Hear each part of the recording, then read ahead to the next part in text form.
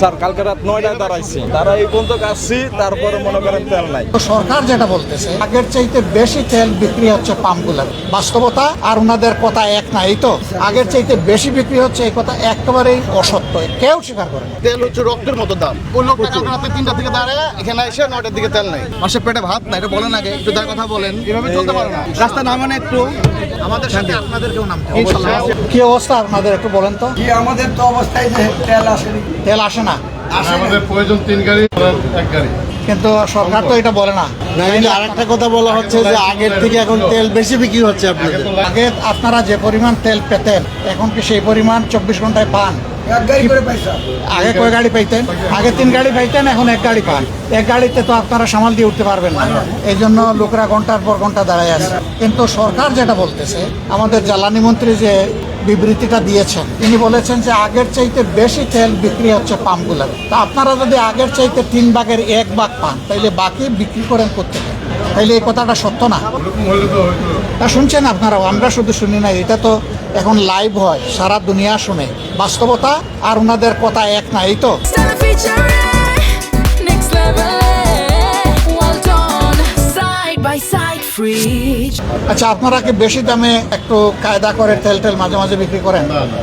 আপনারা করেন না, এবং সেটা একদম ফ্রন্ট ডোরে, ব্যাক ডোরে কিছু নাই। এমন তো না যে এখানে কিছু নিলেন আবার বাইরে অন্য জায়গায় কিছু নিলেন। না ওইরকম হয় না স্যার।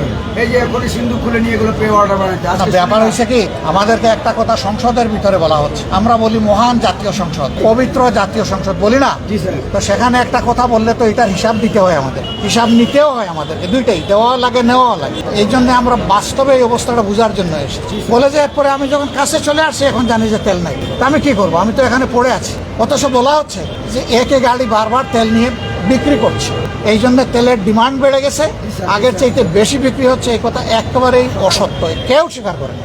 সবাই বলছে সারাদিনে একবারই পাই নাই। তো আমরা তো কর্মজীবী, আমাদের এখানে 10 ঘন্টা দাঁড়া থেকে আমাদের কাজ সব বন্ধ হয়ে গেছে। তেল নিয়ে এখন তেল হচ্ছে রক্তের মতো দাম। গভর্নমেন্ট যেটা বলতেছে কোনো তো মিল নাই বাস্তবতার সাথে। ওই যে লোক তেলের মজুদ নাকি ওই লোকটা কালকে রাতে 3টা থেকে দাঁড়ায় এখানে এসে 9টার দিকে তেল নাই। স্যার কালকে রাত 9টায় দাঁড়াইছি, তারা এই পর্যন্ত আসছি, তারপরে মনে করেন তেল নাই। তেল আস্তে আস্তে 6টা বাজবে। আমরা কি করতে পারি আপনাদের? গভর্নমেন্টকে বলেন, পেশা ক্রিয়েট করেন, আপনি গভর্নমেন্টের কথা বলেন, একসাথে শাটডাউন দিয়ে সব একসাথে তেল। প্রধানমন্ত্রীকে ধন্যবাদ দেওয়ার আগে কথা বলেন, আমাদের বাসায় তেল নাই, মাসে পেটে ভাত নাই, এটা বলেন আগে একটু তার কথা বলেন। এভাবে চলতে পারে না, ভোট তো কম পান না, একটু আওয়াজ ধরে করেন ইনশাল্লাহ। রাস্তা নামান একটু আমাদের সাথে আপনাদেরকেও নামতে হবে ইনশাআল্লাহ। সবাই মিলে নামবো ইনশাআল্লাহ, সবাই মিলে দুর্নীতি রোধ করব ইনশাআল্লাহ। রাস্তায় আছি। বইকাল 3টা থেকে আমার বাড়ি থেকে বইকাল 3টা থেকে দাঁড়িয়ে আছি, এই মাত্র লাইনে আর বইকাল 3টায় আছি এখানে।